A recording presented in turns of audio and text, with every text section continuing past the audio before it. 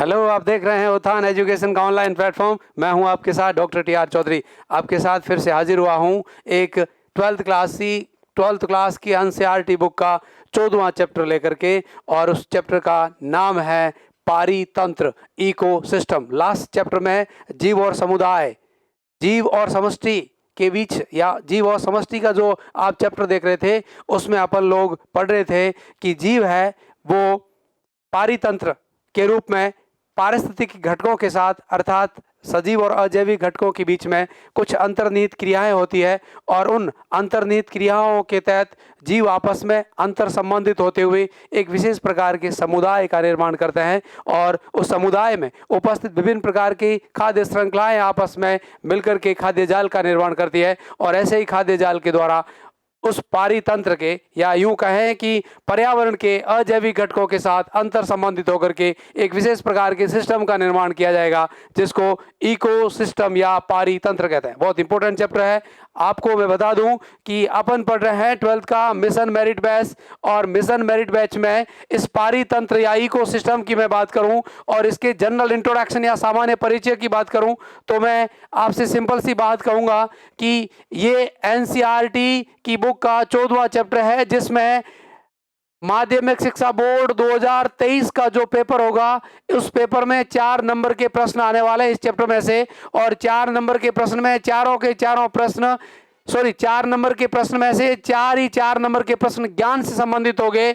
और इन प्रश्नों का डिवाइडेशन की बात करें तो एक प्रश्न 1 नंबर का होगा, वो वस्तुनिष्ठ या बहु वैकल्पिक प्रश्न होगा, और तीसरा प्रश्न 3 नंबर का होगा, वो आपके अति लघुरात्मक प्रश्न है, जो आपके पेपर का 17वां या 18वां प्रश्न आपको मिलेगा। इस प्रकार से मैं ये कह सकता हूं कि पारितंत्र या इकोसिस्टम से 4 नंबर के प्रश्न आपसे पूछे जाएंगे। प्रश्नों का जो पैटर्न रहेगा वो सामान्य ज्ञान से संबंधित रहेंगे, अर्थात इसमें सोचने समझने वाली बात नहीं है। इसमें तो सीधे प्रतिस्मरण और आपकी अभिज्ञान में जो मेमोरी में पहले से स्टोर है, उसके आधार पर ये दोनों प्रश्न पूछे जाएंगे। बहुविकल्पिक प्रश्न में आपसे पूछा जा सकता है कि उनमें से कौन सा किसका पिरामिड सीधा होता है, या किसका एक दिशीय प्रवाह होता है, पारिस्थितिकी शब्द किसने दिया था, पारिस्थितिकी की परिभाषा क्या होती है, इकोसिस्टम या पारितंत्र शब्द किसने प्रस्तुत किया था। अर्थात सीधा सा मैं आपको यूं कह दूं कि आपके प्रतिस्मरण के आधार पर जो आपकी स्मृति है, उस स्मृति के आधार पर आपको ये 1 नंबर का बहुविकल्पिक प्रश्न पूछा जाएगा। साथ ही मैं आपको बता दूं मित्रों कि जो ये 3 नंबर का प्रश्न है, ये 16वां, 17वां या 18वें में से एक प्रश्न रहेगा, और इस प्रश्न में भी आपको सीधा आपके ज्ञान से संबंधित जो बात है उसके ऊपर डिस्कस किया जाएगा। अब ये चैप्टर क्या है, इस चैप्टर में किन किन बातों का आप अध्ययन करेंगे, तो मैं ये कह दूं कि जो पारितंत्र है, पारितंत्र की सामान्य संरचना में जैविक और अजैविक घटक होते हैं, पर वो जैविक और अजैविक घटक किस प्रकार से अंतर संबंधित होकर के और इस पारितंत्र की संरचनात्मक घटक या संरचना का निर्माण करते हैं, और पारितंत्र की संरचना के साथ साथ पारितंत्र का क्रियान्वयन कैसे होता है, अर्थात जो पारितंत्र में जो जीवाणु जो है भूमंडल में पर्यावरण और जैविक और अजैविक घटकों के बीच का जो अंतर संबंध है, वो किस प्रकार से अपनी क्रियाशीलता दर्शाता है। इन 2 बातों पर अपन अध्ययन करेंगे। तो आप देख रहे हैं इसकी परिभाषा को। परिभाषा की बात करें तो बहुत सिंपल सी परिभाषा है, कुछ है ही नहीं, बिल्कुल सिंपल सी। यूं कह सकते हैं कि प्रकृति के जैविक और अजैविक घटक परस्पर मिलकर, प्रकृति के जैविक और अजैविक घटक परस्पर मिलकर के और आपस में अंतर संबंधित होते हुए, प्रकृति के या पारिस्थितिकी के जैविक और अजैविक घटक परस्पर मिलकर अंतर संबंधित होते हुए अंतर्निहित क्रियाएं कर एक विशेष प्रकार की संरचनात्मक और क्रियाशीलता रखने वाले, एक विशेष प्रकार की संरचनात्मक यानी संरचना एवं क्रियाशीलता रखने वाले तंत्र का निर्माण करते हैं। उसी तंत्र को पारितंत्र कहते हैं। और पारितंत्र का प्रयोग सर्वप्रथम इंग्लैंड के वैज्ञानिक ने 1935 में किया था। उस वैज्ञानिक का नाम है टेंसले। टेंसले ने सर्वप्रथम पारितंत्र शब्द प्रस्तुत किया था। ये इंग्लैंड का वैज्ञानिक था, और उसने ये बताया था कि इकोसिस्टम जो है वो पर्यावरण के जैविक और अजैविक घटक परस्पर मिलकर आपस में अंतर संबंधित होते हुए, पर्यावरण के जैविक और अजैविक घटक परस्पर मिलकर आपस में अंतर संबंधित होते हुए और एक विशेष प्रकार की संरचनात्मक और क्रियाशीलता वाले तंत्र का निर्माण करते हैं, उसी तंत्र को इकोसिस्टम कहते हैं। बहुत इंपॉर्टेंट बात है परिभाषा के रूप में देखें तो, अर्थात जीवों एवं वातावरण की अनुक्रियाओं के फलस्वरूप, जीवों, सिंपल सी परिभाषा शॉर्ट में बात करूं तो जीवों एवं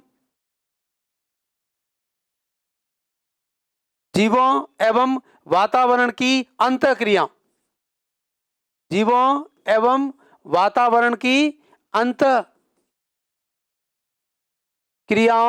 के फलस्वरूप उत्पन्न तंत्र को क्या कहते हैं भैया? इकोसिस्टम कहते हैं। तंत्र को क्या कहते हैं? इकोसिस्टम कहते हैं। तो ये इकोसिस्टम की परिभाषा और उसकी खोज करने वाले वैज्ञानिक कहाँ से संबंधित था? इंग्लैंड का था। 1935 में उसने इकोसिस्टम की परिभाषा देते हुए और इकोसिस्टम शब्द प्रस्तुत किया था और उस वैज्ञानिक का नाम है टेंसले। सदैव आपको याद रखना है। अगला है पारितंत्र के प्रकार, द टाइप ऑफ इकोसिस्टम। तो आप कहेंगे पारितंत्र मुख्यतः दो प्रकार के होते हैं। पहला ए है प्राकृतिक पारितंत्र, नेचुरल इकोसिस्टम। मैं इंग्लिश में लिख रहा हूं, पारितंत्र है वो दो प्रकार के होते हैं। पहला है natural ecosystem, natural ecosystem, natural ecosystem यानी प्राकृतिक पारितंत्र। अब प्राकृतिक पारितंत्र का मतलब नाम से ही स्पष्ट है कि पर्यावरण और जीवों के बीच में उपस्थित संरचनात्मक और क्रियात्मक संरचना रखने वाला, विशेष प्रकार की क्रियाशीलता और विशेष प्रकार की संरचना रखने वाला वह तंत्र जो प्रकृति में स्वतः उत्पन्न होता है। यानी प्रकृति में उसकी उत्पत्ति अपने आप होती है, प्राकृतिक घटकों से जिसकी उत्पत्ति होती है वो आपका नेचुरल इकोसिस्टम कहलाएगा। और नेचुरल इकोसिस्टम है वो अपनी आवास के आधार पर दो प्रकार के होते हैं। एक तो होता है स्थलीय आवास में और दूसरे होते हैं वो है जलीय आवास में। जो नेचुरल इकोसिस्टम है वो अपनी प्रकृति या आवास के नेचर के आधार पर दो प्रकार के होते हैं। पहला है स्थलीय और दूसरा है जलीय। तो स्थलीय में आप कह सकते हैं कि किसी घास स्थल का पारितंत्र हो सकता है। घास स्थल में उपस्थित विभिन्न जैविक और अजैविक घटक, घास स्थल में उपस्थित या घास के मैदान में उपस्थित विभिन्न प्रकार के जैविक और अजैविक घटक आपस में अंतर संबंधित होते हुए और जो अंतर्निहित क्रियाएं करते हुए एक विशेष प्रकार की क्रियाशीलता दर्शाते हुए एक संरचनात्मक तंत्र का निर्माण करते हैं, तो उसको घास स्थल का नेचुरल या प्राकृतिक इकोसिस्टम कहते हैं।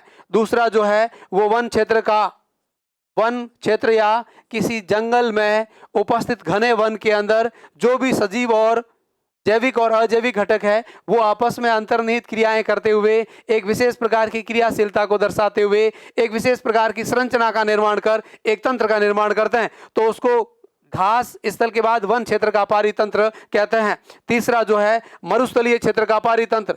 आप कह रहे हैं कि मरुस्थल में अलग प्रकार की पारिस्थितिकी अनुकूलताएं पाई जाती है। उस पारिस्थितिकी या वातावरणीय अनुकूलताओं में रहने वाले मरुस्थलीय जंतु और पादप यानी जैविक घटक और मरुस्थल के विभिन्न अजैविक घटक, मरुस्थल का अधिक ताप, कम जल की उपलब्धता और प्रकाश की अधिक मात्रा और उड़ने वाली धूल भरी जो रेत है उसकी उपस्थिति में जो अजैविक घटक है उनके साथ जैविक घटक अंतर संबंधित रहते हुए कुछ विशेष प्रकार की अंतर्निहित क्रियाओं को करते हुए एक विशेष प्रकार की संरचनात्मक तंत्र का निर्माण करते हैं, तो उसको आप मरुस्थल का पारितंत्र भी कहते हैं। यह भी प्राकृतिक रूप से उपस्थित रहता है। अगला है पर्वतीय क्षेत्र का पारितंत्र। विशेष प्रकार का चट्टानी क्षेत्र है, उन चट्टानी क्षेत्र में भी विभिन्न प्रकार की अनुकूलताएं रखने वाले सजीव और उस क्षेत्र के पर्यावरणीय घटक यानी अजैविक घटक मिलकर के एक विशेष प्रकार के पारितंत्र का निर्माण करते हैं, जिसको आप क्या कहते हैं? चट्टानी स्थानों का स्थलीय प्राकृतिक पारितंत्र कहते हैं। ये तो प्राकृतिक रूप से स्थलीय आवासों में पाए जाने वाले विभिन्न प्रकार के पारितंत्र थे। इसी प्रकार से जलीय आवासों में पाए जाने वाले प्राकृतिक यानी प्रकृति में अपने आप जलीय आवासों में पाए जाने वाले पारितंत्र भी होते हैं। अब जल की प्रकृति, जल में उपस्थित लवणों की सांद्रता, यानी जल में लवण कितनी मात्रा में है, उन लवणों की सांद्रता के आधार पर जो जलीय पारितंत्र है वो मुख्यतः दो प्रकार के होते हैं। पहला है अलवणीय जल। अलवणीय जल के पारितंत्र, तो आप कहेंगे अलवणीय जल का मतलब है अलवणीय झील यानी मीठी झील, मीठी। अलवणीय जल यानी मीठी झील है, और यूं कह सकते हैं कि मीठी नदी है। उनमें उपस्थित विभिन्न प्रकार के जैविक और अजैविक घटक आपस में अंतर संबंधित रहते हुए और अलवणीय जल के पारितंत्र का निर्माण करते हैं। अब इसी आधार पर अलवणीय पारितंत्र में मीठी नदी, मीठी झील, मीठा तालाब, इसमें स्थिर जल के क्या क्या है, झील, नदी, तालाब और कुआं। और कुआं अपने आप में एक पारितंत्र है। उस कुएं के अंदर भी विभिन्न प्रकार के सजीव और अजैविक घटक अंतर्निहित क्रियाएं करते हुए, अंतर संबंधित रहते हुए एक विशेष प्रकार के पारितंत्र का निर्माण करते हैं, जिसमें विभिन्न प्रकार की खाद्य श्रृंखलाओं में जीव एक दूसरे को भक्ष्य और भक्षक के रूप में उपस्थित रहते हुए खाद्य जाल का निर्माण कर देते हैं। तो पारितंत्र अपने आप में एक बहुत जटिल संरचना है। इसलिए पारितंत्र में जलीय पारितंत्र का जो दूसरा पारितंत्र है वो लवणीय जल का पारितंत्र है। और लवणीय जल में आप कह सकते हैं कि बड़ी झील, खारे पानी की झील या फिर समुद्र अपने आप में क्या है, स्थिर जल वाला लवणीय पारितंत्र है, समुद्र भी। तो ये आपके नेचुरल इकोसिस्टम की बात हो रही थी। दूसरे प्रकार के जो पारितंत्र होते हैं वो आपके आर्टिफिशियल यानी कृत्रिम, आर्टिफिशियल इकोसिस्टम यानी प्रकृति में अपने आप न रह करके मानव निर्मित अंतःक्रियाओं या मानव के हस्तक्षेप से, मानव के इंटरफेयर से एक विशेष प्रकार के पारितंत्र का निर्माण यदि होता हो कहीं पर, तो उसको आप आर्टिफिशियल या कृत्रिम पारितंत्र कहते हैं। जैसे आपने कहीं पर जल जीवशाला बना दी है, जल जीवशाला जिसको आप एक्वेरियम कहते हैं, किसी खेत का पारितंत्र। अब खेत है, खेत में मनुष्य के इंटरफेयर से वहां पर एक विशेष प्रकार की फसल को बोया गया है, और उस फसल को खाने वाले छोटे मोटे कीट, उन कीटों को खाने वाले पक्षी, उन पक्षियों को खाने वाले बड़े पक्षी, उन बड़े पक्षियों को खाने वाले और मांसाहारी जंतु, ये सब मिलकर के एक विशेष प्रकार की खाद्य श्रृंखला और खाद्य जाल का निर्माण कर रहे हैं। अर्थात वहां पर सजीव और जैविक घटक आपस में अंतर संबंधित रहते हुए, अंतर्निहित क्रियाएं करते हुए, और खेत जल जीवशाला में भी और एक खेत में भी एक विशेष प्रकार के पारितंत्र का निर्माण कर सकते हैं। वो आपका क्या है, आर्टिफिशियल स्थलीय पारितंत्र है। साथ ही साथ खेल मैदान, मैदान जो बहुत बड़ा मैदान मनुष्य ने अपनी अंतर्निहित क्रियाओं के द्वारा, इंटरफेयर के द्वारा एक बड़े मैदान का निर्माण किया है, वहां जो पारितंत्र उत्पन्न होगा उसको मैदान का पारितंत्र कहेंगे। खेत में जो पारितंत्र उत्पन्न होता है उसको खेत का पारितंत्र कहेंगे। जल जीवशाला या एक्वेरियम जो है, मनुष्य ने खुद कुछ विशेष प्रकार के जीवों को पाल करके एक्वेरियम का जो निर्माण किया है उसको भी आर्टिफिशियल इकोसिस्टम कहते हैं। साथ ही साथ कहीं पर कोई उद्यान स्थापित कर दिया है, पब्लिक पार्क स्थापित कर दिया है, तो उस पब्लिक पार्क में भी जीव एक दूसरे से जैविक और अजैविक घटकों के साथ अंतर्निहित क्रियाएं होते हुए और जीव आपस में अंतर्निहित क्रियाएं करते हुए अंतर संबंधित रहते हैं। अर्थात इस प्रकार के जितने भी मानवीय हस्तक्षेप से जितने भी पारितंत्र बनते हैं वो आर्टिफिशियल पारितंत्र कहलाते हैं। अब देखिएगा अगला पॉइंट है पारितंत्र के पहलू।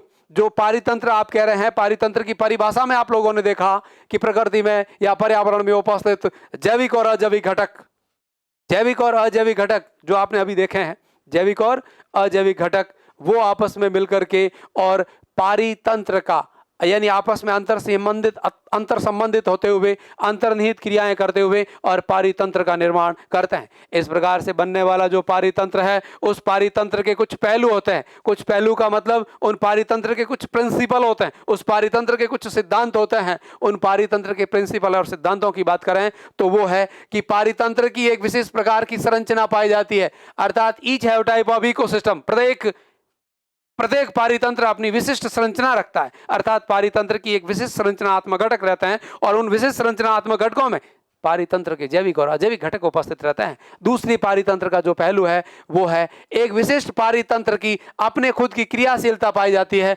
अर्थात पारितंत्र में जो जैविक और अजैविक घटक आपस में अंतर संबंधित रहते हुए जो अंतर्निहित क्रियाएं करते हैं, उन क्रियाओं को सम्मिलित रूप में पारितंत्र की क्रियाशीलता कहते हैं। अब पारितंत्र के पहलू में आपको पढ़ना होगा पारितंत्र की संरचना, और दूसरा पारितंत्र का पहलू है पारितंत्र की क्रियाशीलता। ये दोनों चीजें मिलकर के इस संपूर्ण चैप्टर का निर्माण करेगी। तो सबसे पहले आप पारितंत्र की क्रियाशीलता को थोड़ा संक्षिप्त में देख लीजिएगा कि पारितंत्र की क्रियाशीलता में प्रोडक्टिविटी होती है, अर्थात उत्पादकता पाई जाती है। किसी पारितंत्र में उपस्थित जैविक और अजैविक घटक आपस में अंतर्निहित रहते हुए और अंतर संबंधित क्रियाएं करते हैं। उन अंतर संबंधित क्रियाओं के दौरान पारितंत्र में जो उत्पादक होते हैं, पारितंत्र के संरचनात्मक घटक में जो जैविक घटक होते हैं, उन जैविक घटकों में जो उत्पादक होते हैं वो सूर्य के प्रकाश से आने वाली पार अर्थात फोटो एक्टिव रेडिएशन से प्रकाश किरणों को अवशोषित करते हुए और कार्बनिक खाद्य पदार्थों का निर्माण एक निश्चित क्षेत्र में एक निश्चित समय अवधि के अंदर कुछ करते हैं। उसी घटना को पारितंत्र की प्रोडक्टिविटी या उत्पादकता कहते हैं। अर्थात प्रत्येक पारितंत्र की क्रियाशीलता में पारितंत्र की उत्पादकता रहेगी, और उसी उत्पादकता की सहायता से उस पारितंत्र में उपस्थित विभिन्न सजीव घटक, उस पारितंत्र में उपस्थित विभिन्न जैविक घटक एक दूसरे से विभिन्न पोषक स्तरों तक ऊर्जा का स्थानांतरण करते हुए और एनर्जी फ्लो या एनर्जी प्रवाह दर्शाते हैं। अर्थात पारितंत्र के जो जैविक घटक होते हैं, उन जैविक घटकों में एक पोषक स्तर से दूसरे पोषक स्तर तक ऊर्जा का स्थानांतरण एक विशेष प्रकार की प्रक्रिया द्वारा होता है, और उसे दक्षांश के नियम के द्वारा अपन आगे ऊर्जा फ्लो में समझेंगे। अगला है पारितंत्र की क्रियाशीलता के लिए डीकंपोजिशन। पारितंत्र की क्रियाशीलता के लिए डीकंपोजिशन की क्रिया भी देखने को मिलती है, अर्थात अपघटन की क्रिया भी होती। बिना अपघटन के पारितंत्र के जो जैविक घटक है, उन जैविक घटकों का जब तक अपघटन नहीं होगा वो पारितंत्र की खाद्य श्रृंखला में प्रवेशित नहीं होते, और जब तक पारितंत्र की खाद्य श्रृंखला में प्रवेशित नहीं होंगे, उत्पादकों द्वारा उनका अवशोषण नहीं होगा, तब तक उत्पादकों की पोषकता उत्पन्न नहीं होगी, और पोषकता को उत्पन्न करने के लिए पारितंत्र के जितने भी सजीव घटक है वो मरने के बाद डीकंपोजिशन या अपना अपघटन दर्शाते हैं। अगला है इकोलॉजिकल पिरामिड, अर्थात पारितंत्र में उपस्थित विभिन्न जैविक घटकों की संख्या, पारितंत्र में उपस्थित विभिन्न जैविक घटकों के विभिन्न पोषक स्तरों पर ऊर्जा का स्तर, पारितंत्र में उपस्थित विभिन्न जैविक घटकों के विभिन्न स्तरों पर जो इनका जैव भार है, उन सबको एक विशेष प्रकार के स्तरों में व्यवस्थित करने पर जो एक स्पूत जैसी संरचना प्राप्त होती है, उसको पारिस्थितिकी पिरामिड कहते हैं। और इन पिरामिड के द्वारा पारितंत्र में स्थानांतरित होने वाली ऊर्जा पारितंत्र में एक पोषक स्तर से अगले पोषक स्तर तक जीवों की संख्या और जीवों के भार को निर्धारित करने में सहायक होता है। अगला है इकोलॉजिकल सक्सेशन, इसको आप पारिस्थितिकी अनुक्रमण कहते हैं। अनुक्रमण वह क्रिया है जिसमें एक पारितंत्र में उपस्थित एक विशेष प्रकार की खाद्य श्रृंखला कालांतर में या युगांतर में धीरे धीरे एक दूसरे प्रकार के पारितंत्र में रूपांतरित हो जाती है, और इसी के द्वारा ही पारितंत्र की क्रियाशीलता बनी रहती है। अगला है न्यूट्रिएंट साइकिल, यानी पोषण चक्र भी कहते हैं, जिसमें विभिन्न प्रकार के पोषक तत्व एक स्तर से दूसरे स्तर तक किस प्रकार से स्थानांतरित होते हुए किसी पारितंत्र की क्रियाशीलता को बनाए रखते हैं। इन 6 घटकों को या 6 बातों को पढ़ेंगे अपन पारितंत्र की क्रियाशीलता में। अर्थात पारितंत्र की क्रियाशीलता के पहलू को पढ़ने और विस्तार से समझने से पहले आप पारितंत्र की संरचना के पहलू पर प्रकाश डालेंगे। और पारितंत्र की संरचना में मैं आपको पहले ही बता चुका हूं कि किसी पारितंत्र की संरचना में सदैव पारितंत्र के जैविक और अजैविक घटक उपस्थित रहते हैं। तो पारितंत्र की संरचना, structure of ecosystem will be complete by 2 type of component. Number first biological component and number 2 abiological component. अर्थात पारितंत्र की संरचनात्मक घटकों में सबसे पहला जो घटक है वो उनके जैविक घटक होते हैं। इनमें सजीव कोशिकाएं उपस्थित रहती है और सजीवों की भांति अपना व्यवहार दर्शाते हैं। सजीवों के गुणधर्म रखने वाले जो घटक है वो पर्यावरण के साथ अंतर संबंधित रहते हुए और इकोसिस्टम या पारितंत्र का निर्माण करने में सहायक होते हैं। वो मुख्यतः 3 प्रकार के होते हैं। सबसे पहला है उत्पादक, दूसरे नंबर पे है उपभोक्ता और तीसरे नंबर पे है अपघटक। ये 3 प्रकार के जो घटक है वो मिलकर के और आपको पारितंत्र के जैविक घटकों का निर्माण करेंगे। अब पारितंत्र के जैविक घटकों को मैं इन तीनों को विस्तार से देखूं उससे पहले पारितंत्र के अजैविक घटक कौन कौन से होते हैं, अर्थात पारितंत्र में उपस्थित वे ऐसे कौन से कंपोनेंट हैं जो निर्जीव रूप में उपस्थित रहते हुए इस पारितंत्र की क्रियाशीलता को प्रभावित करते हैं या पारितंत्र के जैविक घटकों के साथ अंतर संबंधित होते हुए अंतर्निहित क्रियाएं करते हुए और एक विशेष प्रकार की इस पारितंत्र का निर्माण करने में सहायक होते हैं। तो इन अजैविक घटकों में सबसे पहला घटक यह है कि कार्बनिक अजैविक घटक होते हैं। कार्बनिक अजैविक घटक क्या मतलब हुआ कि इनकी संरचनात्मक घटक में कार्बन उपस्थित रहेगा किंतु ये निर्जीवों की भांति पड़े रहते हैं, अर्थात ये खुद सजीवों के गुणधर्म नहीं रखते हैं, इसलिए इनको कार्बनिक अजैविक घटक कहते हैं। इनके उदाहरण की बात करूं मैं तो इनके उदाहरण की बात में मैं कहूंगा कि कार्बोहाइड्रेट, फैट, प्रोटीन, न्यूक्लिक अम्ल, ATP, NADP, FAD, NADPH2, NAD, ये सब पारितंत्र में उपस्थित कार्बनिक अजैविक घटक होते हैं जिनमें सजीवों के समान गुणधर्म तो नहीं होते पर ये सब मिलकर के और सजीवों का निर्माण करते हैं और इन सब में कार्बन उपस्थित रहता है, इसलिए इन सब को पारितंत्र के कार्बनिक अजैविक घटक कहते हैं। पारितंत्र के कार्बनिक अजैविक घटक कहते हैं। दूसरा है अकार्बनिक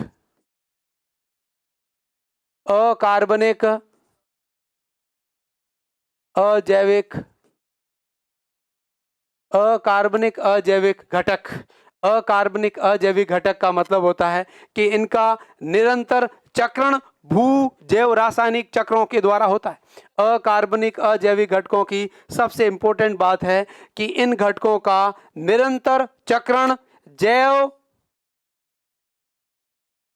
भू रासायनिक चक्रों के द्वारा होता रहता है।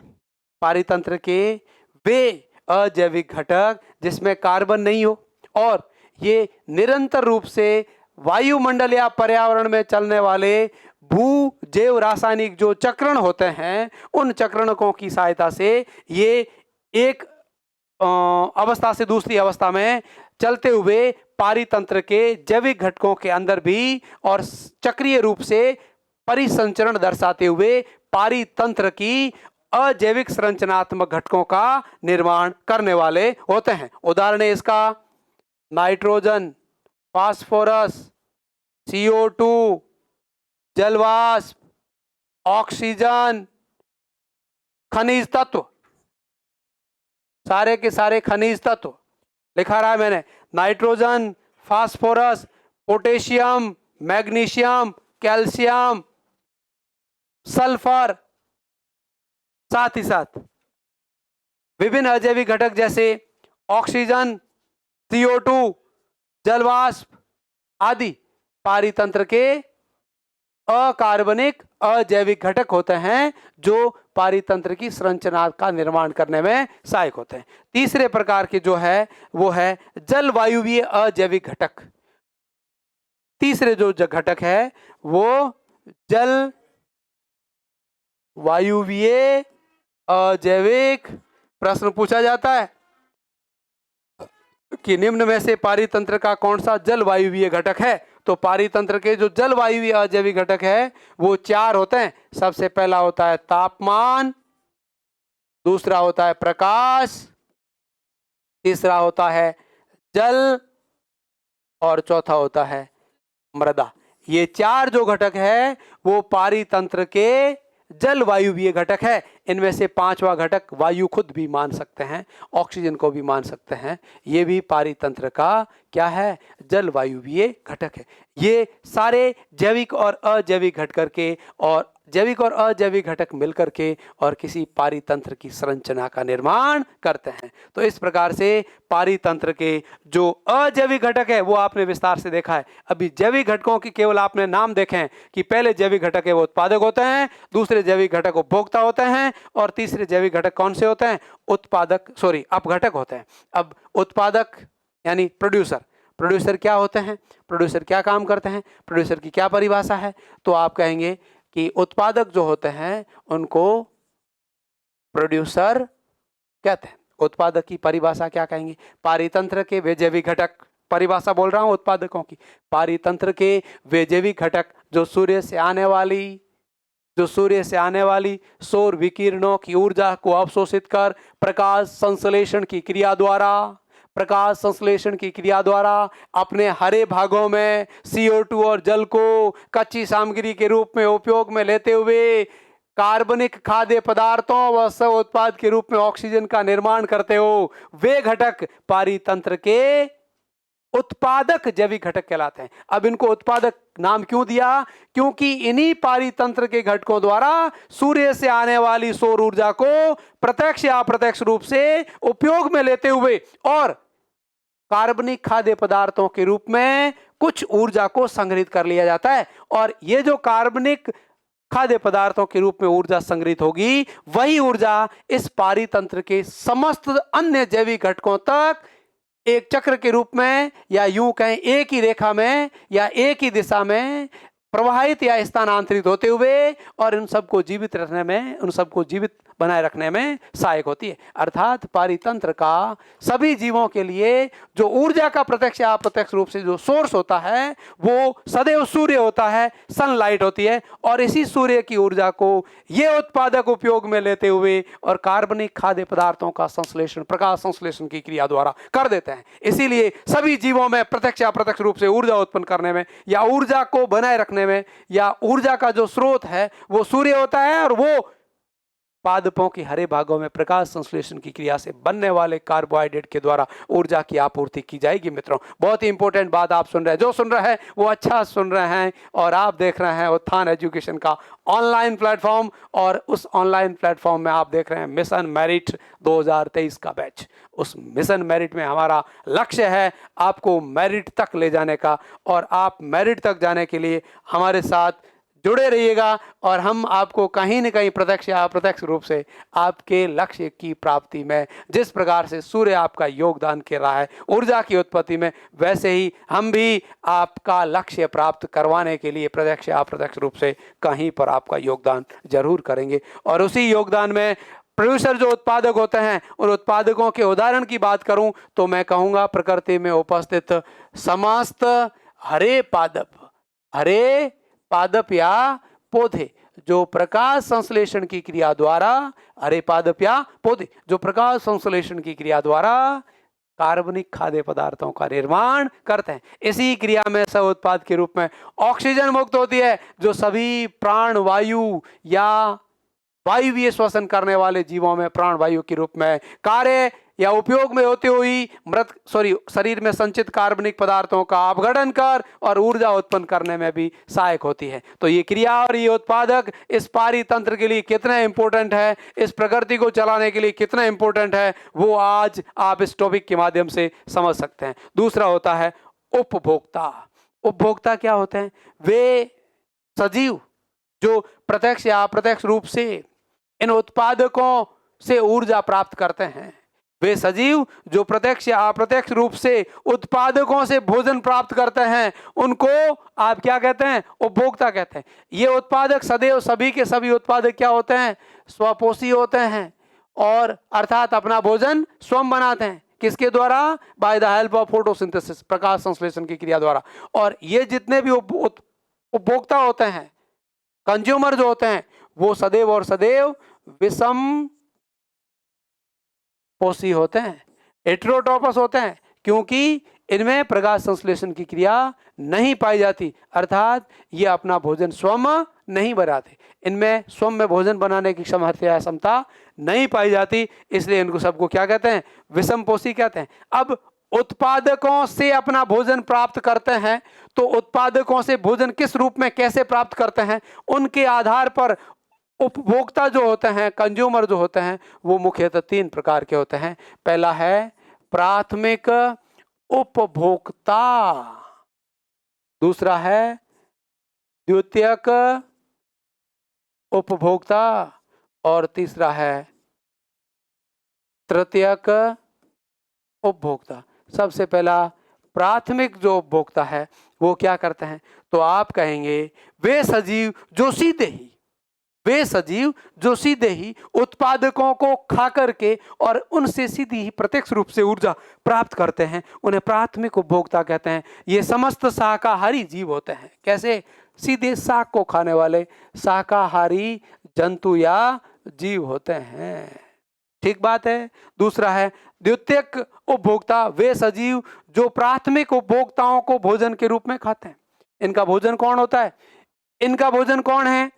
ये। इनका भोजन कौन है? ये। इनका भोजन कौन है? ये। तो इस प्रकार से खाद्य श्रृंखला में जो विभिन्न प्रकार के सजीव घटक या जैविक घटक होते हैं वो एक दूसरे पर अंतर्निहित रहते हैं, एक दूसरे पर आश्रित रहते हैं। और इसी आश्रित के कारण मैं बार बार बोल रहा हूं कि पारितंत्र में सदैव जैविक और अजैविक घटक आपस में अंतर संबंधित हो करके अंतर्निहित क्रियाएं करते हुए और एक पारितंत्र का निर्माण करते हैं। अर्थात द्वितीयक उपभोक्ताओं का मतलब है कि जो ऐसे प्राणी जो शाकाहारी जंतुओं को खाकर के अपना पोषण प्राप्त करते हैं उनको द्वितीयक उपभोक्ता कहते हैं। अब अलग अलग प्रकार की खाद्य श्रृंखलाओं में उपस्थित द्वितीयक उपभोक्ता अलग अलग प्रकार के होते हैं।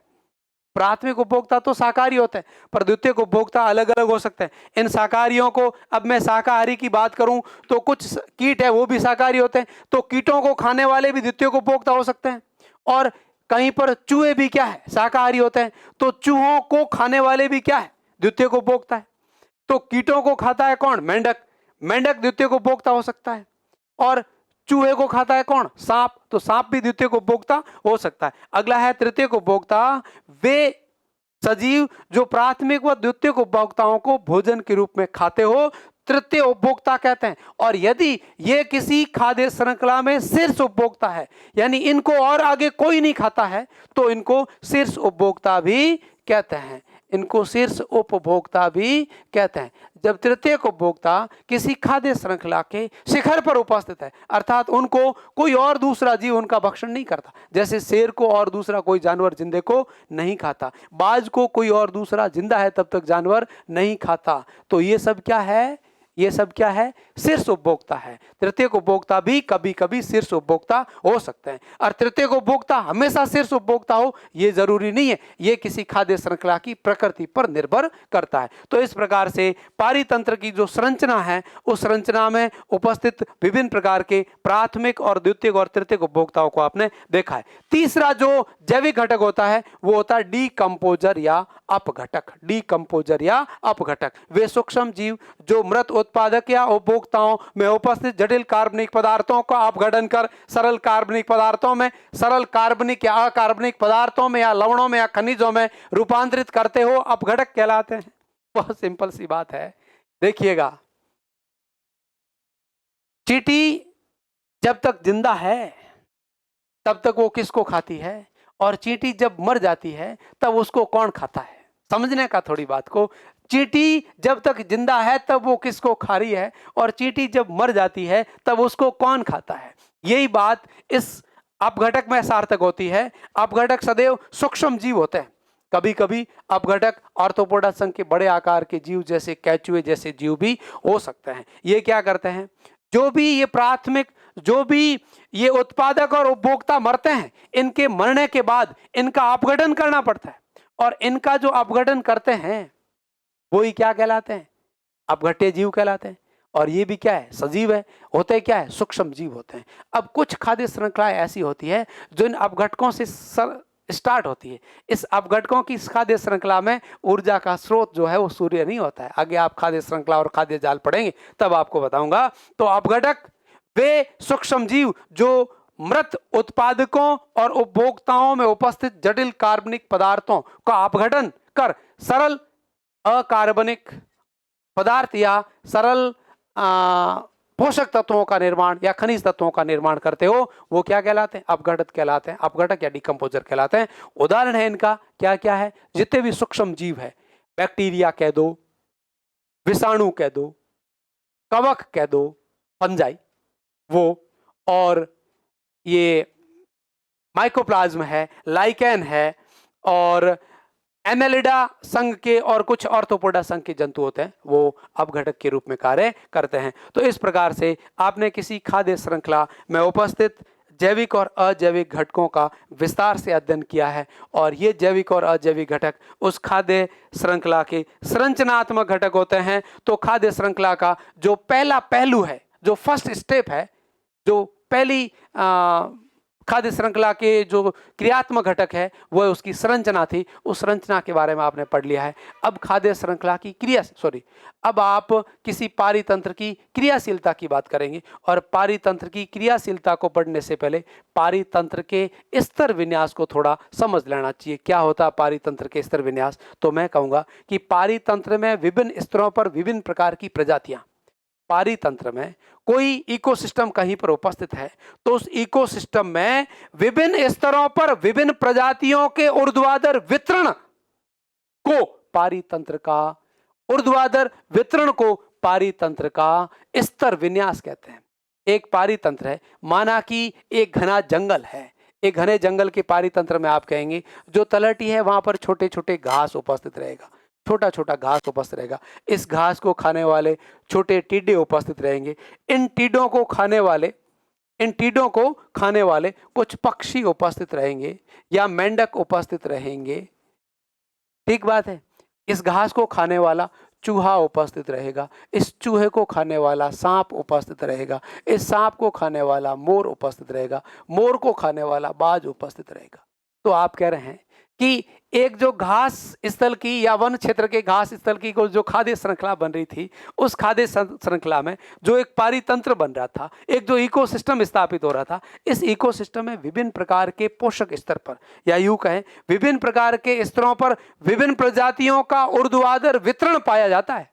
एक वनीय पारितंत्र की बात करूं तो वहां छोटा घास रहेगा, उस छोटे घास के बाद में छोटी झाड़ियां रहेगी, उस झाड़ियों के बाद में छोटे आकार के क्षूप रहेंगे, उसके बाद में बड़े आकार के वृक्ष रहेंगे। तो ये क्या है? उस इकोसिस्टम में, पारितंत्र में विभिन्न स्तरों पर, उस पारितंत्र में विभिन्न स्तरों पर विभिन्न प्रजातियों के ऊर्ध्वाधर वितरण देखें तो अलग अलग वितरण या विन्यास या स्तर देखने को मिलता है। इसी ऊर्ध्वाधर विन्यास वितरण को पारितंत्र का स्तर विन्यास कहते हैं। बहुत इंपॉर्टेंट बात है। किसी वन पारितंत्र में विभिन्न उत्पादक जैसे घास है, झाड़ियां हैं, छोटे वृक्ष है, बड़े वृक्ष है, विभिन्न स्तरों में उपस्थित रहते हुए, और पारितंत्र के एक ये घास है, ये छोटी झाड़ी है, ये बड़ी क्षूप है, ये बड़े आकार के वृक्ष है, ये विभिन्न स्तरों में उपस्थित रहते हुए किसी वनीय पारितंत्र के विभिन्न पोषक स्तरों का या विभिन्न स्तर विन्यासों का निर्माण कर रहा है।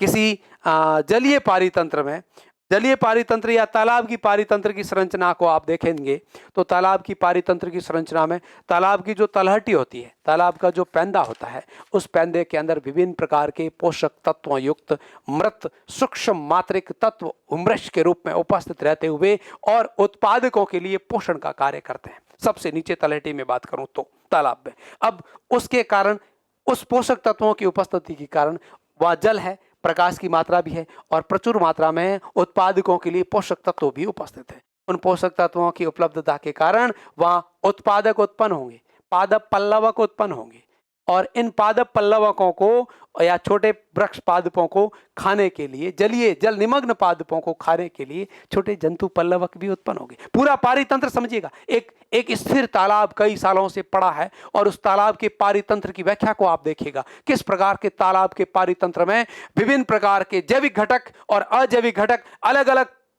स्तर विन्यासों में व्यवस्थित होकर के और एक पारितंत्र के स्तर विन्यास का निर्माण करते हैं। अब तालाब की काफी गहरा तालाब है तो उसकी सतह पर प्रकाश की मात्रा अधिक रहेगी, तापमान भी अधिक रहेगा। थोड़ा अंदर जाएंगे तो ताप या प्रकाश की मात्रा थोड़ी कम हो जाएगी, उसके थोड़ा और अंदर जाएंगे तो ताप और प्रकाश की मात्रा और अधिक कम हो जाती है। तो आप देख रहे हैं पारितंत्र, तालाब के पारितंत्र में विभिन्न प्रकार के स्तर माध्यमों में विभिन्न प्रकार के स्तर विन्यासों पर प्रकाश की मात्रा अलग अलग रहेगी, ताप की मात्रा भी अलग अलग रहेगी, वहां उपस्थित जल में ऑक्सीजन की मात्रा है वो भी अलग अलग रहेगी।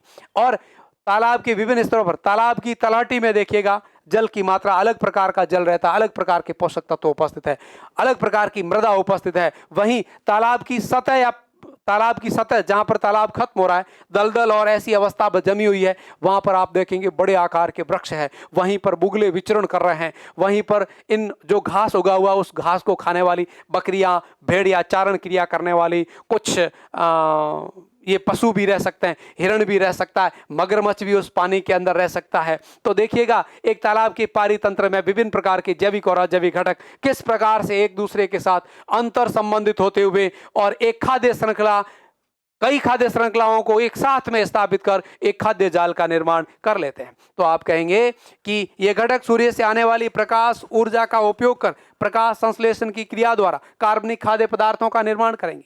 तो उस तालाब पारितंत्र के तलहटी में जितने भी हरे वृक्ष होंगे, जल निमग्न पादप होंगे,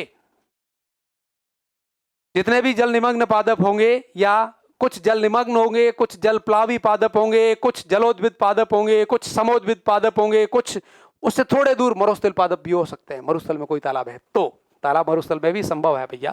तो वहां पर आप देखेंगे कि कई प्रकार के पारितंत्र आपको एक साथ में दिखाई देंगे। घास स्थल का पारितंत्र भी रहेगा, वन का पारितंत्र भी रहेगा, तालाब का यानी जलीय पारितंत्र भी रहेगा और शुष्क मरुस्थलीय पारितंत्र भी उस तालाब के आसपास देखने को मिल सकता है। तो सबसे पहले उस पारितंत्र के पैंदे में उपस्थित जल निमग्न हरे पादपों में सूर्य के प्रकाश से आने वाली सौर ऊर्जा से प्रकाश या फोटो एक्टिव रेडिएशन, प्रकाश सक्रिय विकिरणों का अवशोषण कर प्रकाश संश्लेषण की क्रिया द्वारा कार्बनिक पदार्थों का संश्लेषण करते हैं और साथ में ही सह उत्पाद के रूप में O2 का उत्पादन करते हैं। सह उत्पाद के रूप में O2 या ऑक्सीजन का उत्पादन करते हैं। इस प्रकार से जो ऑक्सीजन उत्पन्न होती है भैया, इस प्रकार से जो ऑक्सीजन उत्पन्न होती है वही ऑक्सीजन जलीय जंतुओं जैसे जल निमग्न पादपों को खाने वाले छोटे पादप, पल्लवक और छोटे जंतु पल्लवक और छोटे आकार की जो मछलियां हैं वो इनको खा रही है। अब इन छोटे आकार की मछलियों और जंतु पल्लवकों को बड़े आकार की मछलियां खा रही है, उनसे बड़े आकार की जो मछलियां हैं उनको बगुले खा रहे हैं और बड़े आकार की मछलियां हैं उनको ये क्रोकोडाइल्स वगैरह खाते हैं। तो आप कह रहे हैं कि एक जलीय पारितंत्र में विभिन्न प्रकार के पोषण स्तरों पर विभिन्न प्रकार के सजीव घटक अजैविक घटकों के साथ अंतर्निहित संबंध स्थापित करते हुए और एक तालाब पारितंत्र का निर्माण करते हैं। इस प्रकार से किसी पारितंत्र में उत्पादक सौर ऊर्जा का उपयोग लेते हुए, इस प्रकार से किसी पारितंत्र में उपस्थित जो उत्पादक होते हैं, उत्पादक मतलब हरे पादप, सौर ऊर्जा से जो प्रकाश संश्लेषण विकिरण है उनको अवशोषित करते हुए और प्रकाश संश्लेषण की क्रिया द्वारा कार्बनिक खाद्य पदार्थों के रूप में ऊर्जा को संचित करते हैं। उसी ऊर्जा का उन उत्पादकों को खा करके जो प्राथमिक उपभोक्ता है वो उन उत्पादकों को खा करके उनमें संचित कार्बनिक पदार्थों को ऊर्जा उत्पत्ति के रूप में काम में लेते हैं। अब उन उत्पादकों को उन प्राथमिक उपभोक्ताओं, उत्पादकों को जो खाते हैं वो प्राथमिक उपभोक्ता है और प्राथमिक उपभोक्ताओं को जो खाते हैं वो द्वितीयक उपभोक्ता है। तो प्राथमिक उपभोक्ताओं में जो ऊर्जा आई है वो उत्पादकों से आई है और उत्पादकों से ऊर्जा कहां जा रही है? अगले पोषक स्तर में जा रही है। तो इस प्रकार से एक पोषक स्तर से अगले पोषक स्तर तक ऊर्जा स्थानांतरित होते हुए जो ऊर्जा है वो शीर्ष पोषक स्तर तक जाएगी। अब शीर्ष पोषक स्तर में जो भी उस पारितंत्र का शीर्ष पोषक स्तर होगा उसमें ऊर्जा पहुंचने के बाद उस शीर्ष पोषक स्तर का निश्चित समय उपरांत के बाद मृत्यु होगी। उसका मृत्यु होते ही उस पारितंत्र में जितने भी अपघटक है वो उसका क्या करेंगे? अपघटन करेंगे और उसके अपघटन से जो उस शीर्ष उपभोक्ता के अंदर जितने भी कार्बनिक पदार्थ हैं उन कार्बनिक पदार्थों का अपघटन करके और अकार्बनिक पदार्थ या खनिजों के रूप में रूपांतरित करके वापस उस तालाब की तलहटी में भेज देते हैं, जिन्हें उत्पादक पुनः अवशोषित करके और अपना वृद्धि और विकास दर्शाते हैं। तो आप कह रहे हैं कि एक पारितंत्र के अंदर विभिन्न प्रकार के सजीव और अजैविक घटक आपस में अंतर्निहित क्रियाएं करते हुए, अंतर संबंधित रहते हुए एक बहुत ही स्थायी पारितंत्र या इकोसिस्टम का निर्माण करते हैं। तो ये थी पारितंत्र के विभिन्न स्तर विन्यास और उस पारितंत्र में क्रियाशीलता को दर्शाने के लिए मैं अगला पॉइंट देखूंगा कि पारितंत्र की संरचना के बाद पारितंत्र का जो अगला पहलू है वो पहलू है पारितंत्र की क्रियाशीलता। पारितंत्र की क्रियाशीलता में निम्नलिखित प्रक्रम उपस्थित रहते हैं। मैंने आपको पहले ही बताया कि किसी पारितंत्र की क्रियाशीलता छह प्रकार के प्रक्रमों से चलती है। पहला प्रक्रम है उत्पादकता, दूसरा प्रक्रम है अपघटन, तीसरा प्रक्रम है ऊर्जा प्रवाह, चौथा प्रक्रम है पारिस्थितिकी स्तूप या पिरामिड, पारिस्थितिकी स्तूप या पिरामिड, पांचवा जो प्रक्रम है वो है पारिस्थितिकी अनुक्रमण और छठा जो प्रक्रम है वो है पोषक चक्रण। इनमें से अपन अगले वीडियो में इनके टोटल 6 चक्र है, टोटल 6 प्रकार के स्टेप है पारितंत्र की क्रियाशीलता में। आगे इसी चैप्टर के आज आपने पारितंत्र की संरचना और पारितंत्र के स्तर विन्यास को समझा है। अब अगले वीडियो में आप पारितंत्र की क्रियाशीलता के प्रथम 3 घटकों को समझेंगे और उससे अगले वीडियो में आप पारितंत्र के और अगले 3 घटकों को समझेंगे। इसके साथ ही आपका चैप्टर पूरा हो जाएगा और ये चैप्टर आपको आपके 12th के मिशन मेरिट बैच में 4 नंबर देने वाला है। बिल्कुल फॉरगेट के नंबर है और बहुत ही इंपॉर्टेंट है। आप सबका दिन शुभ रहे और आज की वीडियो में इतना ही। Thank you so much.